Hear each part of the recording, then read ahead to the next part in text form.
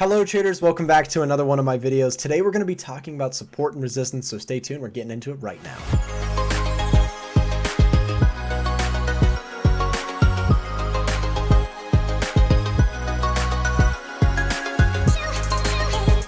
So first things first, if this is your first time here and you're looking to improve as a Forex trader, start right now by subscribing to the channel down below. So understanding support and resistance. This is a very common technique used all over, from traders in the Forex market to the stock market, all sorts of places. The whole idea with support and resistance is we're looking to identify through technical analysis points on the chart where we might find some potential reversals or points where markets may be ready to turn or at least stall out. The basic concept is using supply and demand. It uses different levels on the charts to try and identify points where demand is, where buyers may be hanging out, or supply is, where sellers are hanging out. Again, support is equal to demand in this simple concept, and resistance is equal to supply. So let's talk about how we can actually identify support and resistance. That's probably a good way to look or to get started here with support and resistance. We can talk about how you want to take a look at the left side of the chart. We're using historical data, historical price action, to identify levels on the chart where we may see reversals happen again in the future. There's an old saying that oftentimes history tends to repeat itself. And in support and resistance, or supply and demand type trading, we're looking to do just that. Identifying V's and upside down V's is a key way to identify supply and demand, or support and resistance, on charts. Now, I actually have a full video on this. I'll go ahead and link it up above if you'd like to click on that to check out more on that topic. But what I'll go over is just a quick version here. So identifying V's, we're typically just going to look for levels on the chart where we see a strong V type movement. Hence the name, right? We're looking for levels on the chart where we see some sort of strong V movement form. Now, what this is going to show us is that pivotal point here at the bottom is a level of structure or support in this market.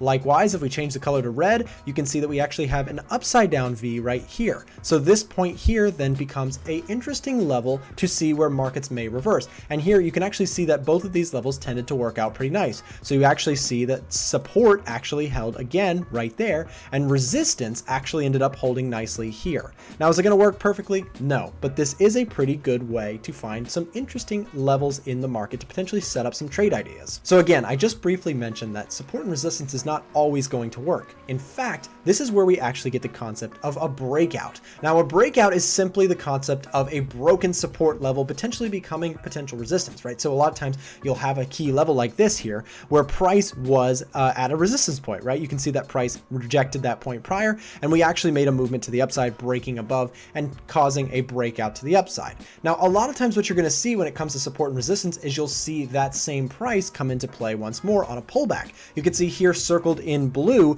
we can talk about this level, how it was once a resistance, right? If we look left here, this was a resistance point here, but now it actually became a potential support zone. Now let's talk about that briefly just from a logical standpoint. Let's say that people are talking about a car, right? We're looking at a car priced at, let's say, $2,000. Well, if tons of people are saying that $2,000 is too high, then of course the price will have to come down, as we saw here. So again, this is our car price. Let's just theoretically talk about that, right? So we see sellers come in and say $2,000 is too much, we're going to sell it off here. Well, then we actually see that there's an influx in buyers. Let's say that there's less cars in supply, or some sort of reason people want to buy this car more. So they're actually willing to pay more. So now when people are paying, let's say, $2,500 for this car, when the price comes back to $2,000, now that structural level is not only a level of interest, but it's actually going to be a demand point, because what was before a level of resistance now potentially becomes a level of demand or support. So moving on, talking about probabilities. I mentioned a couple times already, support and resistance is not perfect, but it is a game of probabilities. And there are some ways that we can actually combine multiple factors to give us a better chance of success when using support and resistance. A lot of times people will say support and resistance, it will work, but you need to combine it with other things. I totally think that's true. Support and resistance by itself may not be the answer, but support and resistance combined with other key factors or confluence may be a great way to look for opportunities in the market. So one way that's very common is for traders to use support and resistance in combination with a trend. Most of our demonstrations or examples already have been in a horizontal or sideways market, but there is the potential to use support and resistance in the context of trends. Some traders specifically like to use support and resistance in combination or in confluence with a trend. For example, in this case, you can see a downtrend on the chart, and we would be potentially be looking for only levels of resistance or sell points in this market, as opposed to looking for buyer zones. Now, this is simply using the concept of trend following, or a market and momentum to our advantage, looking for levels that may be of interest and combining those two concepts to give us a more powerful or higher probability chance of success. Next up, we can talk about support and resistance in the context of trend lines. Remember, we just talked about trends? Well, a lot of times people like to use trend lines. Trend lines in combination with support and resistance can be a great way to create some higher probability trade setups. Here you can see we have a level, you can see the blue zone there is identified as a level of potential support. We had a breakout of what was resistance, and now it has become potential support, lined up nicely with that trend line overall. That gives us a really good chance for some high probability entries here to the long side in combination with that trend plus the trend line plus a level of support. So combining multiple things, again, guys, can give us a better opportunity.